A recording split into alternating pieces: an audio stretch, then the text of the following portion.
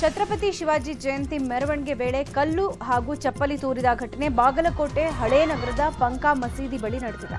ಘಟನೆಯಲ್ಲಿ ಪ್ರಕಾಶ್ ಅರಕೇರಿ ಎಂಬಾತ ಸೇರಿ ಹಲವರಿಗೆ ಗಾಯಗಳಾಗಿದ್ದು ಆಸ್ಪತ್ರೆಗೆ ದಾಖಲಾಗಿದ್ದಾರೆ.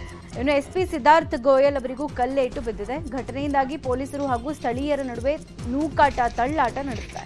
ಘಟನಾ ಸ್ಥಳದಲ್ಲಿ ಪೊಲೀಸ್ ಬಿಗಿ ಭದ್ರತೆ ಮಾಡಲಾಗಿದೆ. ಕಿಡಿಗೇಡಿಗಳ ಬಂಧನಕ್ಕೆ ಮರಾಠ ಮುಖಂಡರು ಒತ್ತಾಯ ಮಾಡ್ತಾ ಇದ್ದಾರೆ. ಈ ನಡುವೆ ಮಾರ್ಕೆಟ್ನಲ್ಲಿ ಕೆಲ ಕಾಲ ತಳ್ಳೋ ಗಾಡಿಗಳಿಗೆ ಕಿಡಿಗೇಡಿಗಳು ಬೆಂಕಿ ಹಚ್ಚಿದ್ದಾರೆ. ತಕ್ಷಣ ಪೊಲೀಸರು ನಂದಿಸೋ ಕೆಲಸವನ್ನು ಮಾಡಿದ್ದಾರೆ. ಪೊಲೀಸರು ಗಲಾಟೆಯ ಎಲ್ಲಾ ವಿಡಿಯೋಗಳನ್ನು ಆಧರಿಸಿ ಕಿಡಿಗೇಡಿಗಳ ಬಂಧನಕ್ಕೆ ಬಲೆ ಬೀಸಿದ್ದಾರೆ.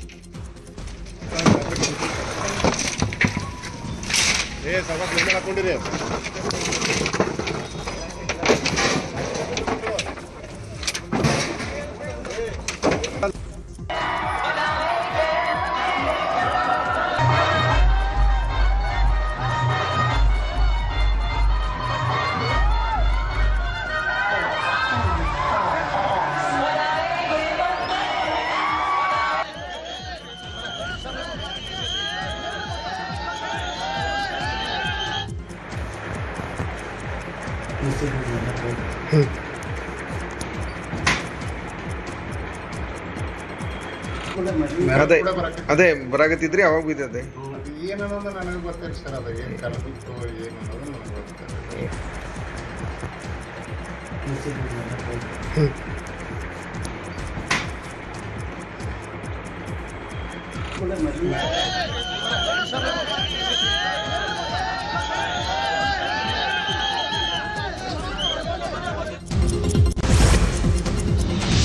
ಬೆಳಗಾವಿ ತಾಲೂಕಿನ ಮಚ್ಚೆ ಗ್ರಾಮದಲ್ಲಿ ಗಲಾಟೆ ಆಗಿದೆ. ಸಂಗೊಳ್ಳಿ ರಾಯಣ್ಣ ಪ್ರತಿಮೆ ಮೇಲೆ ಕಲ್ಲು ಬಸರಿ ಮರದ ದ್ರವವನ್ನು ಸುರಿದು ಅಪಮಾನ ಮಾಡಲಾಗಿದೆ.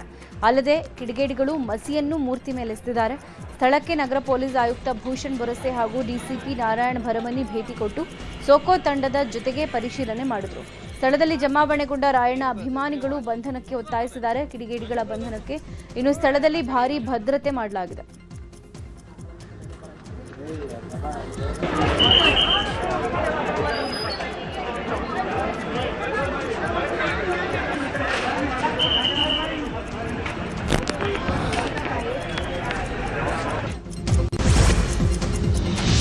ಹಾವೇರಿಯಲ್ಲಿ ದೇವಸ್ಥಾನದ ವಿಚಾರವಾಗಿ ಎರಡು ಗ್ರಾಮಗಳ ನಡುವೆ ಗಲಾಟೆ ಆಗಿದೆ. ಗುಡ್ಡದ ದುರ್ಗಮ್ಮ ದೇವಸ್ಥಾನ ನಮ್ದು ಅಂತ ಹಿರಿಯಡ್ಚಿ ಮತ್ತು ಕ್ಯಾತನಕೇರಿ ಗ್ರಾಮಸ್ಥರು ಕಲ್ಲು ತೂರಾಟ ನಡೆಸಿಕೊಂಡಿದ್ದಾರೆ. ಹಿರಿಯಡಚಿ ಮತ್ತು ಹಳೆ ದೇವಸ್ಥಾನ ಬಿಟ್ಟು ಅದರ ಬಳಿ ಹೊಸ ದೇವಸ್ಥಾನ ನಿರ್ಮಾಣ ಮಾಡ್ತಿದ್ದಾರೆ. ನೀವು ಕಟ್ಟೋ ದೇವಸ್ಥಾನಕ್ಕೆ ಅನುಮತಿ ಇದೆಯಾ ಅಂತ ಕೇಳಿ ಕ್ಯಾತನಕೇರಿ ಗ್ರಾಮಸ್ಥರು ಪ್ರಶ್ನೆ ಮಾಡಿದ್ದಾರೆ. ಮಾತಿಗೆ ಮಾತು ಬೆಳೆದು ಕಲ್ಲು ತೂರಾಟ ನಡೆದಿದೆ. ಈ ಸಂಬಂಧ 20 ಜನರನ್ನ ವಶಕ್ಕೆ ಪಡೆದಿರುವ ಹಿರೇಕೆರೂರು ಪೊಲೀಸರು ವಿಚಾರಣೆ ನಡೆಸುತ್ತಿದ್ದಾರೆ. ಮುಸ್ಲಿಂ ಬಾಲಕಿ ಜೊತೆಗೆ ಹೋಗ್ತಾ ಇದ್ದ ಬಾಲಕನ ಮೇಲೆ ಹಲ್ಲೆ ಮಾಡಿರೋ ಘಟನೆ ಚಿಕ್ಕಮಗಳೂರಿನಲ್ಲಿ ನಡೆದಿದೆ. ಅಪ್ರಾಪ್ತ ಬಾಲಕನ ಮೇಲೆ ಮುಸ್ಲಿಂ ಯುವಕರು ನೈತಿಕ ಪೊಲೀಸ್ ಗಿರಿ ನಡೆಸಿದ್ದಾರೆ ಅಂತ ಹೇಳಲಾಗಿದೆ. ಬಾಲಕಿಯನ್ನ ಮನೆಗೆ ಬಿಡೋಕೆ ಬೈಕ್ನಲ್ಲಿ ಹೋಗ್ತಾ ಇದ್ದಾಗ ಅಡ್ಡಗಟ್ಟಿ ಬಾಲಕನ ಮೇಲೆ ಹಲ್ಲೆ ಮಾಡಿದ್ದಾರೆ. ಅಲ್ಲದೆ ಬಳಿಕ ಮನೆಗೆ ತೆರಳಿಯೂ ಅಲ್ಲಿಯೂ ಹಲ್ಲೆ ಮಾಡಿದ್ದಾರೆ.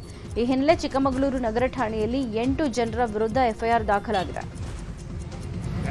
ಈ ಬಗ್ಗೆ ಬಾಲಕನ ತಾಯಿ ಪಲ್ಲವಿ ಮಾತಾಡಿ, ಹುಡುಗಿ ಯಾವಾಗ್ಲೂ ನಮ್ಮ ಮನೆಗೆ ಬರ್ತಾ ಇರ್ತಾಳೆ, ನನಗೆ ಹುಷಾರಿಲ್ಲ ಮನೆಗೆ ಬಿಡು ಅಂತ ಕೇಳಿದಾಳೆ.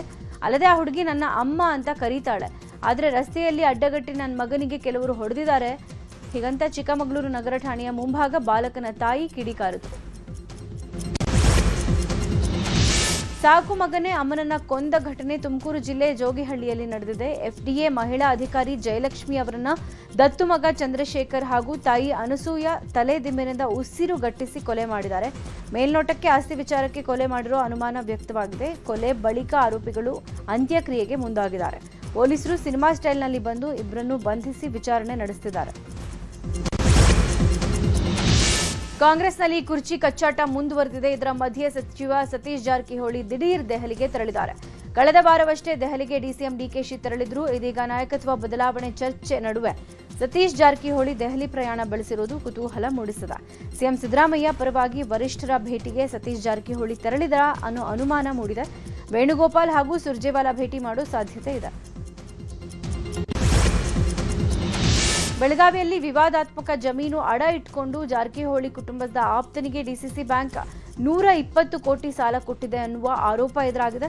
ಬೆಳಗಾವಿ ಹೃದಯ ಭಾಗದ ಶ್ರೀನಗರದಲ್ಲಿರುವ 5.21 ಎಕರೆ ಜಾಗ ಪೊಲೀಸ್ ಇಲಾಖೆಗೆ ಸೇರಿತ್ತು. ಈ ಬಗ್ಗೆ ಕೋರ್ಟ್ನಲ್ಲಿ ಕೇಸ್ ಇದೆ. ಆದರೆ ಇದೇ ಜಾಗವನ್ನು ಮುಜಾವರ್ ಕುಟುಂಬದಿಂದ 2024ರಲ್ಲಿ ಜಾರಕಿಹೊಳಿ ಆಪ್ತ ಗುತ್ತಿಗೆದಾರ ಜಯಶೀಲ ಶೆಟ್ಟಿ ಖರೀದಿ ಮಾಡಿದ್ರು ಅಂತ ಹೇಳಲಾಗಿದೆ.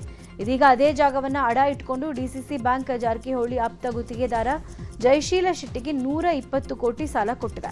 ಸರ್ಕಾರಿ ಜಾಗವನ್ನು ಸಚಿವರ ಆಪ್ತ ಕಬಳಿದ್ದಾರೆ. ಹೀಗಂತ ಆರ್ಟಿಐ ಕಾರ್ಯಕರ್ತ ಭೀಮಪ್ಪ ಲೋಕಾಯುಕ್ತ ಮೊರೆ ಹೋಗಿದ್ರು. ಬೆಂಗಳೂರಲ್ಲಿ ಬಿಜೆಪಿ ಕಾರ್ಯಕಾರಿಣಿ ಸಭೆ ಮುಕ್ತಾಯಗೊಂಡಿದೆ. ಇದರ ಬೆನ್ನಲ್ಲೇ ಬಿಜೆಪಿ ನಾಯಕರು ಕೋರ್ ಕಮಿಟಿ ಸಭೆ ನಡೆಸಿದ್ದಾರೆ. ಸಭೆಯಲ್ಲಿ ಮುಂಬರೋ ಜಿಬಿಎ ಪರಿಷತ್ನ 4 ಸ್ಥಾನಗಳ ಚುನಾವಣೆ, ಜೆಡಿಎಸ್ ಜೊತೆ ಹೊಂದಾಣಿಕೆ ಹಾಗೂ ಸರ್ಕಾರದ ವಿರುದ್ಧ ಹೋರಾಟದ ಸ್ವರೂಪದ ಬಗ್ಗೆಯೂ ಚರ್ಚೆ ಮಾಡಲಾಗಿದೆ. ಪಕ್ಷವನ್ನು ಅಧಿಕಾರಕ್ಕೆ ತರೋಕೆ ಒಗ್ಗಟ್ಟಿನ ಕೆಲಸ ಮಾಡಬೇಕು ಅಂತ ಕೇಂದ್ರ ಸಚಿವ ಪ್ರಹ್ಲಾದ್ ಜೋಶಿ ತಾಕೀತು ಮಾಡಿದ್ದಾರೆ. 2028ರಲ್ಲಿ ಅಧಿಕಾರಕ್ಕೆ ಬಂದ ಕೂಡಲೇ ಬಿಜೆಪಿ ಕಾರ್ಯಕರ್ತರ ಮೇಲಿರುವ ಸುಳ್ಳು ಕೇಸ್ಗಳನ್ನು ವಾಪಸ್ ಪಡೆಯೋ ಭರವಸೆಯನ್ನು ಕೊಟ್ಟಿದ್ದಾರೆ. ಫೆಬ್ರವರಿ 27ರಂದು ಮಾಜಿ ಸಿಎಂ ಬಿಎಸ್ ಯಡಿಯೂರಪ್ಪ ಬರ್ತ್ಡೇ. ಹೀಗಾಗಿ ರಾಜಕೀಯ ಜೀವನದ 50 ವರ್ಷ ಪೂರೈಸಿದ ದಾಖಲೆಯೂ ಇದೆ. ಇದೇ ಕಾರಣಕ್ಕೆ ರಾಜ್ಯ ಮಟ್ಟದಲ್ಲಿ ಕಾರ್ಯಕ್ರಮಕ್ಕೆ ಪ್ಲಾನ್ ಮಾಡಲಾಗಿದೆ. ಕಾಂಗ್ರೆಸ್ನಲ್ಲಿ ಸಿದ್ದರಾಮೋತ್ಸವದಂತೆ ಬಿಜೆಪಿಯಲ್ಲಿ ಬಿಎಸ್ವೈ ಉತ್ಸವಕ್ಕೆ ಸಿದ್ಧತೆ ಮಾಡಿಕೊಳ್ಳಲಾಗಿದೆ. ಇನ್ನು ಫೆಬ್ರವರಿ ಕೊನೆಯ ವಾರ ಅಥವಾ ಮಾರ್ಚ್ನಲ್ಲಿ ಶಿಕಾರಿಪುರ ಅಥವಾ ದಾವಣಗೆರೆಯಲ್ಲಿ ಬರ್ತ್ಡೇ ಜೊತೆಗೆ ಅಭಿನಂದನಾ ಸಮಾರಂಭ ನಡೆಯಲಿದೆ. ಈ ಬಗ್ಗೆ ಕೋರ್ ಕಮಿಟಿಯಲ್ಲೂ ಚರ್ಚೆ ನಡೆಸಲಾಗಿದೆ. ರೌಡಿ ಶೀಟರ್ ಬಿಕ್ಲ ಶಿವ ಕೊಲೆ ಪ್ರಕರಣ ಸಂಬಂಧ ತನಿಖೆ ಮುಂದುವರೆದಿದೆ. ಶಾಸಕ ಭೈರತಿ ಬಸವರಾಜ್ ಸಿಐಡಿ ಪೊಲೀಸರ ತನಿಖೆಗೆ ಸಹಕರಿಸ್ತಾ ಇಲ್ಲ. ವಿಚಾರಣೆ ವೇಳೆ ಏನೇ ಕೇಳಿದ್ರೂ ಗೊತ್ತಿಲ್ಲ ಅಂತ ಹೇಳ್ತಿದ್ದಾರೆ. ಭಾರತೀನಗರ ಪೊಲೀಸರ ಮುಂದೆ ಕೊಟ್ಟ ಹೇಳಿಕೆಯನ್ನೇ ರಿಪೀಟ್ ಮಾಡ್ತಾ ಇದ್ದಾರೆ. ಜಗ್ಗ ಹಾಗೂ ಬಿಕ್ಲ ಶಿವನ ಬಗ್ಗೆ ನಂಗೇನು ಗೊತ್ತೇ ಇಲ್ಲ ಅಂತ ಹೇಳ್ತಿದ್ದಾರೆ. ಅಲ್ಲದೆ ಮೊಬೈಲ್ಗಳ ಬಗ್ಗೆ ಗುಟ್ಟನ್ನು ಬಿಟ್ಕೊಡ್ತಾ ಇಲ್ವಂತೆ. ಹೀಗಾಗಿ ಸಿಐಡಿ ಪೊಲೀಸರು ಭೈರತಿ ಬಸವರಾಜು ಮನೆಗೆ ಸರ್ಚ್ಗೆ ಮುಂದಾಗಿದ್ದಾರೆ. ಇನ್ನು ಭೈರತಿ ಬಸವರಾಜ್ ಕಸ್ಟಡಿ ಶನಿವಾರ ಅಂತ್ಯ ಆಗಲಿದೆ. ಶಾಸಕರು ವಿಚಾರಣೆ ವೇಳೆ ಸಹಕರಿಸದೇ ಇದ್ದಿದ್ದಕ್ಕೆ ಮತ್ತೆ ಕಸ್ಟಡಿಗೆ ಪಡೆಯೋಕೆ ಸಿಐಡಿ ಸಿದ್ಧತೆ ನಡೆಸಿದೆ. ಚಿತ್ರದುರ್ಗದ ರೇಣುಕಾಸ್ವಾಮಿ ಹತ್ಯೆ ಪ್ರಕರಣದ ತನಿಖೆ ಮುಂದುವರೆದಿದೆ. ಪ್ರಕರಣದ 11ನೇ ಆರೋಪಿಯಾದ ನಾಗರಾಜುಗೆ ಷರತ್ತುಬದ್ಧ ಮಧ್ಯಂತರ ಜಾಮೀನು ಮಂಜೂರಾಗಿದೆ. ಪತ್ನಿ ಅನಾರೋಗ್ಯ ವಿಚಾರಕ್ಕಾಗಿ 10 ದಿನಗಳ ಕಾಲ ಮಧ್ಯಂತರ ಜಾಮೀನು ಸಿಕ್ಕಿದೆ. ಇನ್ನು ಬೆಳಗ್ಗೆ 8 ಗಂಟೆ ಮತ್ತು ರಾತ್ರಿ 7 ಗಂಟೆಗೆ ಕಾಮಾಕ್ಷಿಪಾಳ್ಯ ಪೊಲೀಸ್ ಠಾಣೆಗೆ ಹಾಜರಾಗಿ ಸಹಿ ಹಾಕಬೇಕು ಅಂತ ನ್ಯಾಯಾಲಯ ಷರತ್ತು ವಿಧಿಸಿದೆ. ಇನ್ನು 57ನೇ ಸೆಷನ್ಸ್ ಕೋರ್ಟ್ನಿಂದ ಆದೇಶ ಹೊರಡಿಸಲಾಗಿದೆ. ರಾಜ್ಯಾದ್ಯಂತ ಸಿಟಿ ಸ್ಕ್ಯಾನ್, ಎಂಆರ್ಐ ಸ್ಕ್ಯಾನಿಂಗ್ ಉಚಿತ ಸೇವೆ ಸ್ಥಗಿತದ ಕುರಿತು ನ್ಯೂಸ್ 18 ವರದಿ ಮಾಡಿತ್ತು. ಬಡವರ ಆರೋಗ್ಯಕ್ಕಿಲ್ವಾ ಗ್ಯಾರಂಟಿ ಅಂತ ನ್ಯೂಸ್ 18 ಧ್ವನಿ ಎತ್ತಿತ್ತು. ನಿರಂತರ ಸುದ್ದಿಗೆ ಎಚ್ಚೆತ್ತ ಆರೋಗ್ಯ ಇಲಾಖೆ ಉಚಿತ ಸಿಟಿ ಮತ್ತು ಎಂಆರ್ಐ ಸ್ಕ್ಯಾನ್ಗೆ ಪರ್ಯಾಯ ವ್ಯವಸ್ಥೆ ಕಲ್ಪಿಸಿ ಆದೇಶ ಹೊರಡಿಸಿದೆ. ಪರ್ಯಾಯ ವ್ಯವಸ್ಥೆ ಜೊತೆಗೆ 2-3 ದಿನದಲ್ಲೇ ಸ್ಥಗಿತಗೊಂಡಿದ್ದ ಸೇವೆ ಸಂಪೂರ್ಣವಾಗಿ ಪುನರ್ ಆರಂಭ ಮಾಡುವ ಭರವಸೆಯೂ ಇದೆ. ಇದರ ಜೊತೆಗೆ ಹತ್ತಿರದ ಖಾಸಗಿ ಆಸ್ಪತ್ರೆ, ವೈದ್ಯಕೀಯ ಕಾಲೇಜಿನಲ್ಲಿ ಸ್ಕ್ಯಾನಿಂಗ್ಗೆ ಅವಕಾಶ ಕಲ್ಪಿಸಲಾಗಿದೆ. ಬಿಪಿಎಲ್ ಕಾರ್ಡ್ಗೆ ಉಚಿತ, ಎಪಿಎಲ್ ಕಾರ್ಡ್ಗೆ 30% ಸಬ್ಸಿಡಿ ನಿಗದಿ ಮಾಡಲಾಗಿದೆ. ಇದು ನ್ಯೂಸ್ 18 ವರದಿಯ ಬಿಗ್ ಇಂಪ್ಯಾಕ್ಟ್. ಜನಸಾಮಾನ್ಯರು ನ್ಯೂಸ್ 18ಗೆ ಧನ್ಯವಾದ ಹೇಳಿದ್ದಾರೆ. ದಾವಣಗೆರೆ ಪ್ರವಾಸ ಕೈಗೊಂಡಿದ್ದ ಪೇಜಾವರ ಶ್ರೀಗಳು ಭಕ್ತರ ಮನೆಗೆ ಭೇಟಿ ಕೊಟ್ಟು ಆಶೀರ್ವಾದ ಕೊಟ್ಟಿದ್ದಾರೆ.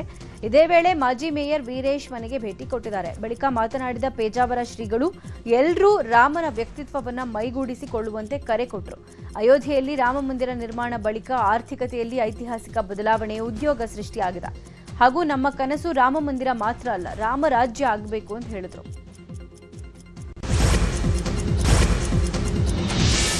ಬೆಂಗಳೂರಲ್ಲಿ ಕೆಲ ಕಡೆ ನಿಗದಿತ ಸಮಯಕ್ಕೂ ಮುನ್ನವೇ ಬಾರ್ ಓಪನ್ ಮಾಡಲಾಗ್ತಾ ಇದೆ. ಮಹಾಲಕ್ಷ್ಮಿ ಲೇಔಟ್ನ ಕುರುಬರಹಳ್ಳಿ ಬಳಿಯ ಪೈಪ್ ಲೈನ್ ರಸ್ತೆಯಲ್ಲಿ ಕೆಲವು ಬಾರ್ಗಳನ್ನು ಬೆಳಗ್ಗೆನೆ ಓಪನ್ ಮಾಡಲಾಗ್ತಾ ಇದೆ. ಇದಕ್ಕೆ ಸಾಕ್ಷಿ ಅನ್ನಪೂರ್ಣೇಶ್ವರಿ ಬಾರ್. ನಿನ್ನೆ ಬೆಳಗ್ಗೆ 8:00ವರೆಗೆ ಅನ್ನಪೂರ್ಣೇಶ್ವರಿ ಬಾರನ್ನು ಓಪನ್ ಮಾಡಲಾಗಿತ್ತು. ಬೆಳಗ್ಗೆ ಕೆಲಸಕ್ಕೆ ಹೋಗೋ ಕಾರ್ಮಿಕರು ಬೆಳಗ್ಗೆನೆ ಕುಡಿದು ಹಾಳಾಗ್ತಾ ಇದ್ದಾರೆ ಅಂತ ಸ್ಥಳೀಯರು ಕಿಡಿಕಾರಿದ್ದಾರೆ. ಈ ಹಿಂದೆ ಒಮ್ಮೆ ಅಬಕಾರಿ ಅಧಿಕಾರಿಗಳು ಈ ಬಾರನ್ನು 5 ದಿನ ಕ್ಲೋಸ್ ಮಾಡಿಸಿ ಎಚ್ಚರಿಕೆ ಕೊಟ್ಟಿದ್ರು.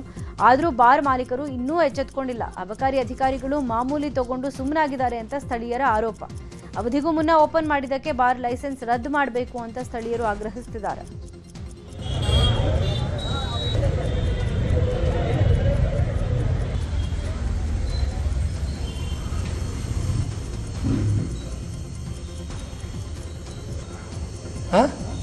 ಹೇಳಿದ್ದಾನೆ ನಾನು.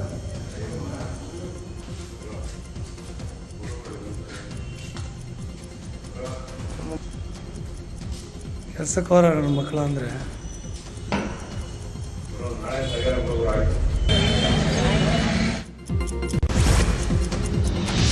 ಶಿವಮೊಗ್ಗದ ತೀರ್ಥಹಳ್ಳಿಯಲ್ಲಿ ಕಾರಿನ ಟೈರ್ ಬ್ಲಾಸ್ಟ್ ಆಗಿ ನಿಯಂತ್ರಣ ತಪ್ಪಿ ವಿದ್ಯುತ್ ಕಂಬಕ್ಕೆ ಡಿಕ್ಕಿಯಾಗಿದೆ.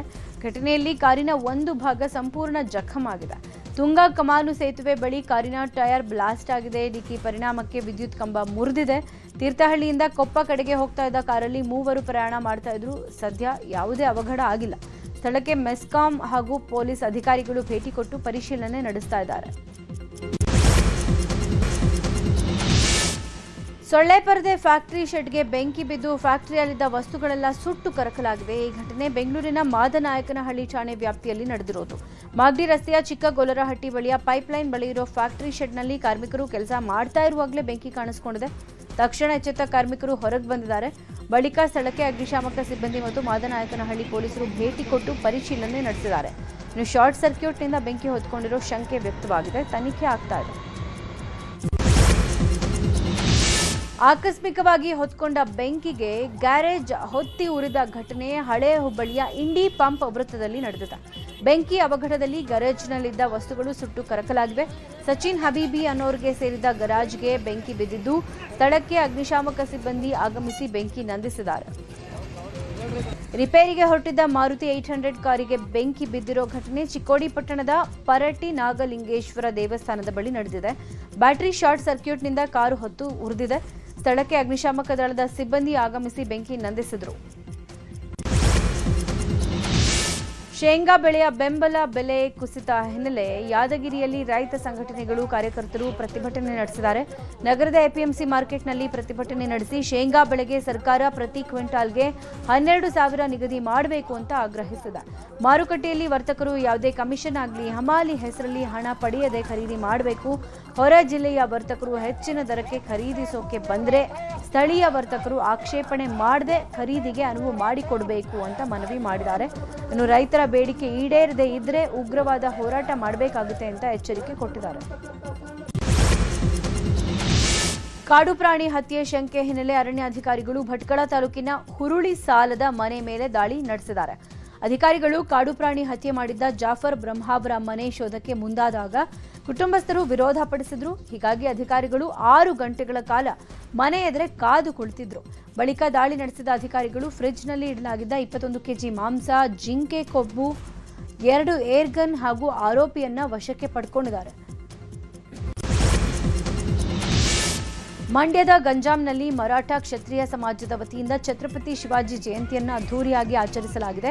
ಈ ವೇಳೆ ಗ್ರಾಮದ ಮುಖ್ಯ ಬೀದಿಗಳಲ್ಲಿ ಶಿವಾಜಿ ಮಹಾರಾಜರ ಭಾವಚಿತ್ರ ಹಿಡಿದು ಜೈ ಘೋಷ ಕೂಗ್ತಾ ಮೆರವಣಿಗೆ ಮಾಡಲಾಗಿದೆ. ಮೆರವಣಿಗೆಯಲ್ಲಿ ಮರಾಠ ಸಮಾಜದ ಮುಖಂಡರು, ಮಹಿಳೆಯರು ಮತ್ತು ಮಕ್ಕಳು ಭಾಗಿಯಾಗಿದ್ದರು. ಇನ್ನು ಇದಾದ ಬಳಿಕ ಗ್ರಾಮದ ರಾಮ ಮಂದಿರದ ಬಳಿ ವೇದಿಕೆ ಕಾರ್ಯಕ್ರಮ ನಡೆಸಿ ಶಿವಾಜಿ ಜಯಂತಿ ಆಚರಿಸಿ ಪ್ರಸಾದ ವಿತರಿಸಲಾಗಿದೆ. ದಾವಣಗೆರೆಯ ತುರ್ಚಘಟ್ಟ ಗ್ರಾಮದಲ್ಲಿ ಅದ್ದೂರಿ ಯಲ್ಲಮ್ಮ ದೇವಿ ಜಾತ್ರಾ ಮಹೋತ್ಸವ ನಡೆದಿದೆ. ಜಾತ್ರಾ ಮಹೋತ್ಸವ ಹಿನ್ನೆಲೆ ದೇಗುಲವನ್ನು ವಿಶೇಷ ಹೂಗಳಿಂದ ಅಲಂಕಾರ ಮಾಡಲಾಗಿದೆ. ಜಾತ್ರೆಯಲ್ಲಿ ನೂರಾರು ಮಹಿಳೆಯರು ಪೂರ್ಣಕುಂಭ ಮೆರವಣಿಗೆ ಮಾಡಿದ್ದಾರೆ. ಜಾತ್ರೆಯಲ್ಲಿ ಸಾವಿರಾರು ಮಂದಿ ಭಾಗಿಯಾಗಿದ್ದು ಯಲ್ಲಮ್ಮ ದೇವಿ ದರ್ಶನ ಪಡೆದು ಪುನೀತರಾಗಿದ್ದಾರೆ.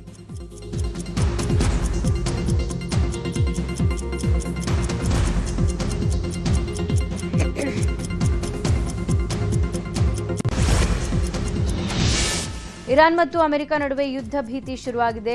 ಅಣ್ವಸ್ತ್ರ ಯೋಜನೆ ಕೈ ಬಿಡಬೇಕು ಅಂತ ಇರಾನ್ ಮೇಲೆ ಒತ್ತಡ ತೀವ್ರಗೊಳಿಸಿರುವ ಅಮೆರಿಕ F-35 ಸೇರಿ 50ಕ್ಕೂ ಹೆಚ್ಚು ಯುದ್ಧ ವಿಮಾನಗಳನ್ನು ಮಧ್ಯಪ್ರಾಚ್ಯಕ್ಕೆ ಕಳುಹಿಸಿದ್ದು ಯುದ್ಧಾಂತಕ ಹೆಚ್ಚಾಗಿದೆ.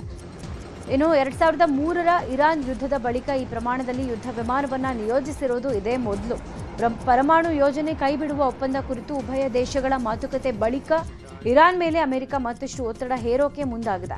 ಇರಾನ್ ಒಪ್ಪಂದ ಮಾಡಿಕೊಳ್ಳದೇ ಇದ್ರೆ ಮಿಲಿಟರಿ ಕಾರ್ಯಾಚರಣೆ ತಪ್ಪಿದ್ದಲ್ಲ ಅಂತ ಟ್ರಂಪ್ ಆಡಳಿತ ಎಚ್ಚರಿಕೆ ಕೊಟ್ಟಿದೆ.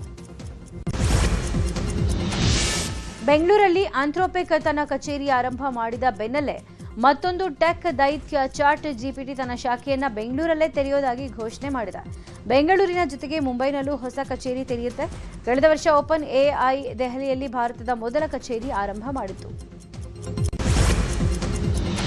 ನೆದರ್ಲ್ಯಾಂಡ್ ಪ್ರಧಾನಿ ಡೀಕ್ ಶೂಫ್ ಬೆಂಗಳೂರಿಗೆ ಆಗಮಿಸಿದ್ದಾರೆ. ಕೆಂಪೇಗೌಡ ಅಂತಾರಾಷ್ಟ್ರೀಯ ವಿಮಾನ ನಿಲ್ದಾಣಕ್ಕೆ ಆಗಮಿಸಿದ ನೆದರ್ಲ್ಯಾಂಡ್ ಪ್ರಧಾನಿಗೆ ಹಿರಿಯ ಅಧಿಕಾರಿಗಳು ಅದ್ದೂರಿ ಸ್ವಾಗತ ಕೋರಿದ್ದಾರೆ. ಇವತ್ತು ಆರ್ಟಿ ನಗರದಲ್ಲಿರೋ ಫಿಲಿಪ್ಸ್ ಇನ್ನೋವೇಷನ್ ಕ್ಯಾಂಪಸ್ಗೆ ಭೇಟಿ ಕೊಡಲಿದ್ದಾರೆ. ಜೊತೆಗೆ ಬೆಂಗಳೂರು ಸಂಚಾರ ಪೊಲೀಸ್ ನಿಯಂತ್ರಣ ಕೇಂದ್ರ ಹಾಗೂ ಐಐಎಸ್ಸಿಗೆ ಭೇಟಿ ಕೊಡಲಿದ್ದಾರೆ. ಬಳಿಕ ಸಂಜೆ ನೆದರ್ಲ್ಯಾಂಡ್ಗೆ ವಾಪಸ್ ಪ್ರಯಾಣ ಬೆಳೆಸಲಿದ್ದಾರೆ.